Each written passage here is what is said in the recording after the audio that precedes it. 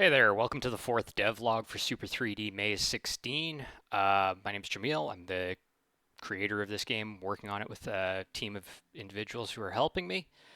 Structure for this video, we're going to talk about general updates for the game. We're going to talk about the roadmap to launching this on the Atari VCS as a demo.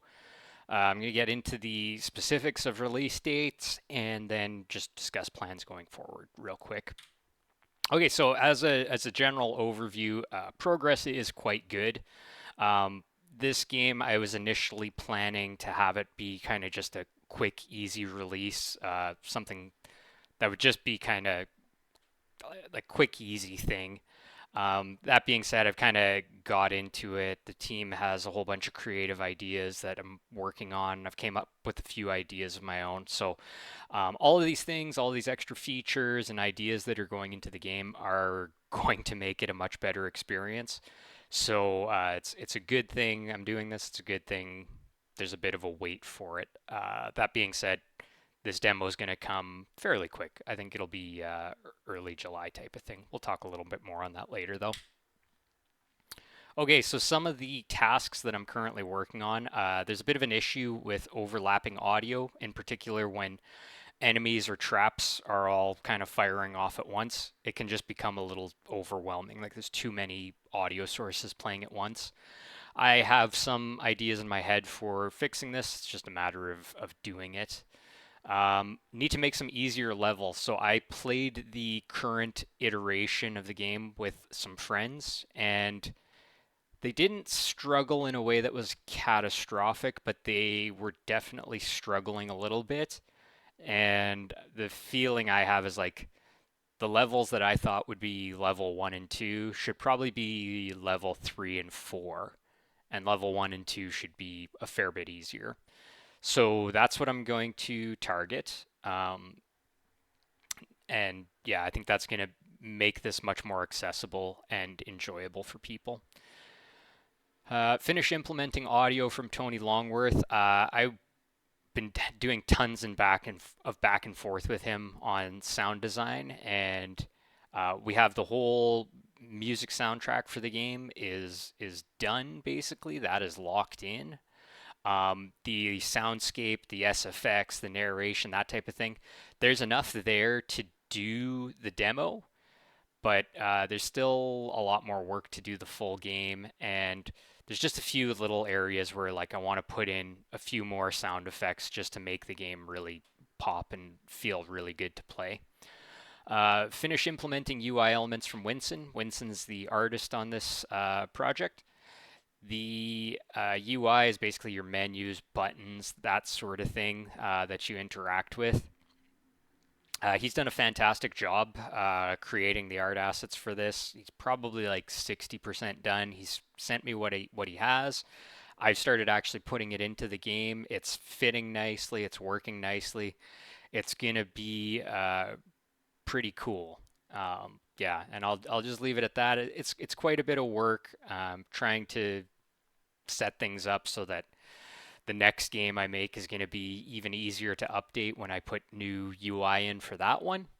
But yeah, for now, I'll probably be done with it next weekend, is kind of how I'm looking at it. But yeah, I've taken that as far as I can for now. And then possibly some graphical enhancements. So Super 3D Maze 16 um, plays either in a top-down perspective or in a first-person perspective, and your perspective sort of changes throughout the game. Playing from the first-person viewpoint is drastically more difficult, and that is compounded by the fact that basically everything looks the same. All the walls have similar textures and outlines and whatnot, and it makes it really confusing when everything sort of looks the same. It's I don't know, like maybe going around the suburbs or something where all the houses are the same. You get lost super easily. So the idea we're playing around with now is to include some statues and things like that, just sort of waypoints and markers that'll give people some idea of where they're going or where they're trying to go, that kind of thing. So that's the story on that side of things. Yeah, in terms of QA notes, so there's overlapping sound effects for enemies and traps. It's loud. It's obnoxious. It's just a bit much. The UI for the menus is half implemented, the new UI, so that feels weird because you'll see the art style change radically with the current build that I'm working on it with. So I'm trying to that'll get addressed next weekend. Yeah, so those are things I've observed playing the current version of the game. Those will need to be addressed obviously before I release the demo on the VCS because it's too apparent, it's too obvious some of these problems. So long-term goals, things for after the launch of the demo on the VCS. I want to do multi-layer mazes. So a lot of the mazes right now, there's like different rooms and areas that you hop between using portals and different things like that, but it's all on a single plane.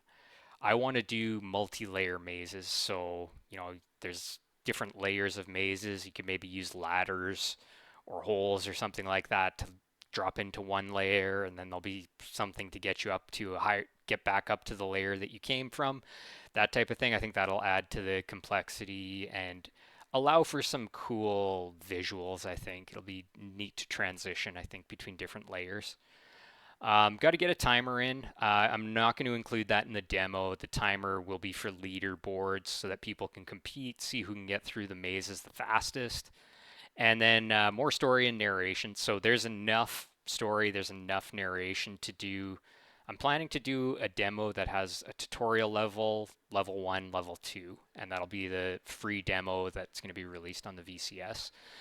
Um, there's enough done to do that, but I'm going to need to do a whole bunch more writing and get Tony to record a whole bunch more narration for the game to do the full 9 levels that I'm planning for the entire game. So for the release date, I want to get this demo out. Hoping early July. That's kind of my target right now. Barring anything major or catastrophic getting in the way, I'm pretty sure I'm going to hit that. What I have right now is pretty fun. It's a little rough around the edges, but like all the core stuff is already there. And for the full game release, probably end of August. I think there's a decent chance it'll go into the fall. I'm not entirely sure though. Depends how things go, as always. And yeah, that's sort of the plan there. So yeah, going forward, obviously the demo is my top priority. Um, Polishing the game is hugely important ahead of that demo, so that's important as well. Make sure everything's working well, test the heck out of it. I want people to enjoy it, but I also want them to provide some feedback when the time comes and people get their hands on this. I will take some time to reflect on what kind of feedback I get from people, and I will definitely do everything I can to implement anything that's feasible in the full release of the game. So yeah, with that, thank you for joining me for the fourth devlog. Hope everyone has a fantastic time. Take care.